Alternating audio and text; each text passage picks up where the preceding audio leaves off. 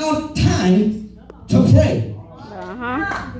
We get a bad report from the doctor saying your blood pressure is 2 points above normal, and we start cursing God and we start getting mad at God. But Hezekiah was told he was getting ready to die. But yet, he found time to turn his face to the wall and pray. The prophet Isaiah even told him, thus saith the Lord. But he still prayed unto the Lord.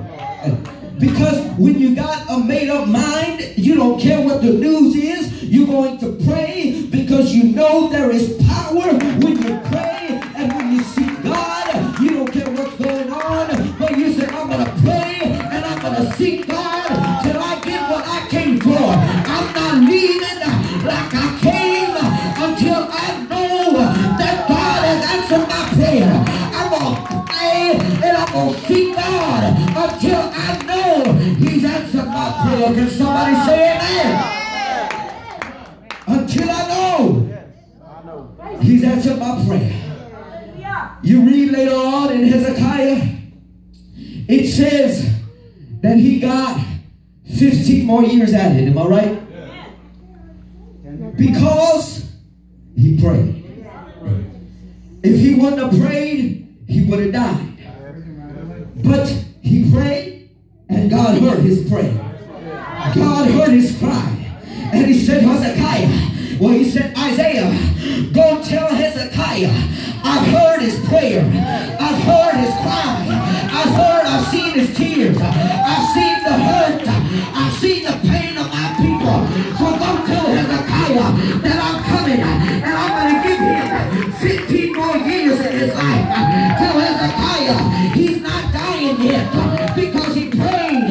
He called upon my name. He seeked my face. He turned from the wicked ways. He said, now you got 15 years to seek my face, to pray, to seek God.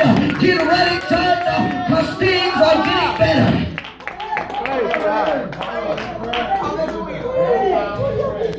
You see, when we come into the doors to pray every night, I tell God, I said, God, these are your desperate people. The little group we have, I said, God, these are your desperate people. These are the people that are seeking after you. These are the people that are hungry for more. These are the people that are tired of the same old, same old. I said, God, we're here and we're going to pray. We're going to seek God for however long we want to. Because God, we know we made up our mind that we're going to pray and we're going to seek your face. Church, amen. There's power in prayer. I would like to go to another story. Jonah. Well, no, Jonah chapter 2 says, then Jonah prayed and unto the Lord his God out of the fish's belly. Some of us are in the fish's belly right now. Some of us are stuck. But there's too much pride to pray. Come on. It took 3 days for Jonah to realize, I did this. It took 3 days for Jonah to swallow up that pride and pray unto God. Yeah.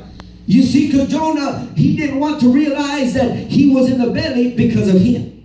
His mistake. Because he didn't want to preach to those people. Because he wanted to be selfish. He wanted to do what he wanted to do. So now he's stuck in the belly of a fish. That's right, amen. Some of us are stuck right now. For multiple reasons. Multiple reasons. Everybody has their own reason why they're stuck in the belly. But there is no excuse to still be in it. That's right. It took 3 days. But when Jonah prayed, God heard his cry. And that fish blew him out. Because, church, there's power in prayer. That's right. Amen. It can seem terrible. It can seem like you are literally in hell. But if we pray, let me go to the next story. If we pray, next story, I'm trying to rush it. Take your time. Next story is Jesus himself. Let me see here it is. Luke chapter 22 verse 41. And he was withdrawn from them about a stone's cast and kneeled down and prayed. Jesus knew he'd get ready to die. He's getting ready to be crucified, beaten, all those kind of things. He knew, but yet he prayed. Church, tonight I came to tell you there is power when you just pray. That's right. Things happen when we pray. We are lacking individual prayer and prayer as one. Because you know, sometimes we need to get as a church and just pray like we did Wednesday night. Because you feel so many things when we congregate in one. Like I love going to youth camps. Because at a youth camp, you're around about 100 people, young people, no distractions. You're just in a place where there was unity throughout that camp. And when you're in that camp, you just feel so great. I mean, nothing phases you. Nothing, the bad that's going on in your home does not even cross your mind. Because when you're in a place where there's prayer being practiced every day, my God, it's powerful, church. But see, when we're let out of those arms, when we're let out of camp, everything just comes back. But if there's prayer continually practiced in your life, that devil gotta go. Amen. Last story is Paul and Silas. Acts chapter 16 verse 25. And at midnight, Paul and Silas prayed. Wait a minute. And sang praises unto God. Yeah, that's right. And the prisoners heard them. Oh, wait a minute. Here is the outcome of prayer. And suddenly there was a great earthquake, so that the foundations of the prisons were shaken.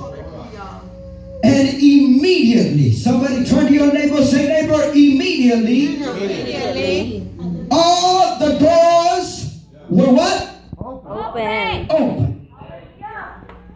And everyone's bands were loose. When we pray, my God, not even chains can keep us down. But when we pray, when we start to seek God together, he said, Silas, let's pray. Let's seek God. Let's praise God with some songs.